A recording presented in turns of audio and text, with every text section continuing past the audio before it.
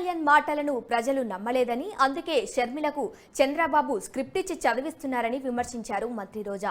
దివంగత వైఎస్ రాజశేఖర రెడ్డిని విమర్శించిన చంద్రబాబుతో షర్మిల ఎలా కలుస్తున్నారని ప్రశ్నించారు. వైఎస్ఆర్ను పంచలు ఊడదీసి కొడతామన్న పవన్తో ఎందుకు కలిశారని మండిపడ్డారు.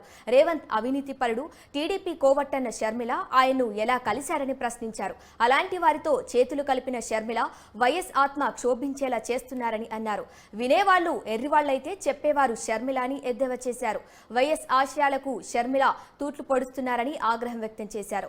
వైఎస్ ఆశయాలకు నిజమైన వారసుడు సీఎం జగన్ అని పేర్కొన్నారు. షర్మిలవి టైంపాస్ రాజకీయాలని రోజా విమర్శించారు.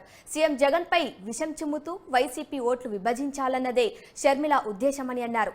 జగన్ ను అధికారం నుంచి తప్పించి చంద్రబాబును సీఎం సీట్లో కూర్చోబెట్టడమే వారి ప్లాన్ అని దుయ్యబడ్డారు.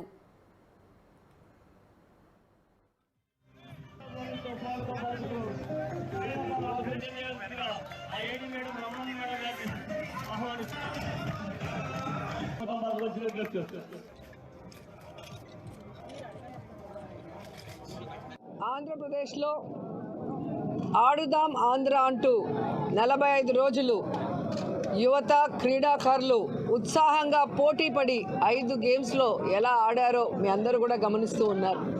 ఈ దేశంలో ఏ రాష్ట్రంలో ఏ ముఖ్యమంత్రికి రాని గొప్ప ఆలోచన యువతని క్రీడల్లో సపోర్ట్ చేయాలి.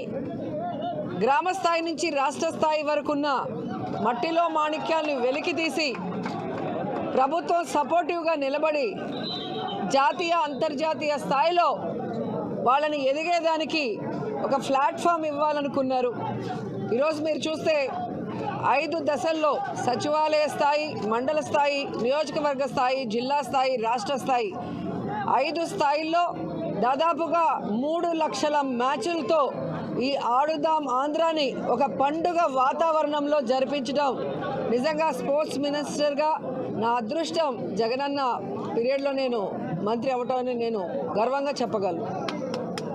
అండ్ జగనన్న చేతుల మీదుగా ప్రారంభమైన ఈ ఆడుదాం ఆంధ్ర జగనన్న చేతుల మీదుగానే ప్రైజ్ డిస్ట్రిబ్యూషన్ ఫైనల్స్కి రావటం అనేది కూడా క్రీడాకారుల అందరిలో కూడా చాలా సంబరం, ఆనందాన్ని నింపిందని కూడా చెప్పగలను. ఎందుకంటే ఏ ముఖ్యమంత్రి కూడా అంత సమయం వెచ్చించి స్పోర్ట్స్ కోసం ఇలా 120 కోట్లు వెచ్చించి ఒక కార్యక్రమాన్ని రూపుదిద్దటమే కాకుండా దాన్ని తానే స్వయంగా ప్రారంభించి దాంట్లో పోటీపడి ఫస్ట్, సెకండ్, థర్డ్ వచ్చిన వాళ్ళకి ప్రైజ్ డిస్ట్రిబ్యూషన్ చేయటం అనేది కూడా యువత పట్ల, క్రీడాకారుల పట్ల జగనన్నకున్న ప్రేమ, అభిమానం అక్కడ అర్థమవుతుంది.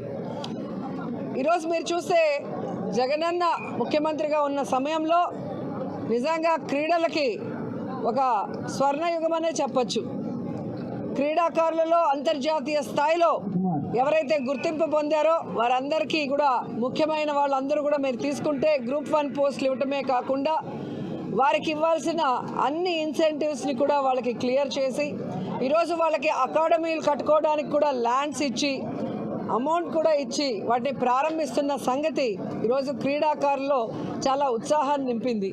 ఎందుకంటే చంద్రబాబు నాయుడు పుణ్యమా అని ఈ రాష్ట్రాన్ని ముక్కలు చెక్కలు చేసి రాష్ట్రానికి ఏమీ లేకుండా చేసిన చంద్రబాబు నాయుడు ఈరోజు సిగ్గు లేకుండా మళ్ళీ మాట్లాడుతున్నాడు. కానీ జగనన్న ముఖ్యమంత్రి అయిన తర్వాత ఈరోజు ప్రతి జిల్లాలో కూడా ఇండోర్ స్టేడియంని ఏర్పాటు చేసి క్రీడాకారులకి ఏ విధంగా వాళ్ళు ట్రైన్ అప్ అయ్యేదానికి మరి శాప్ ద్వారా వారికి అన్ని రకాల సపోర్ట్ని అందించారో కూడా కళ్ళారా చూశారు.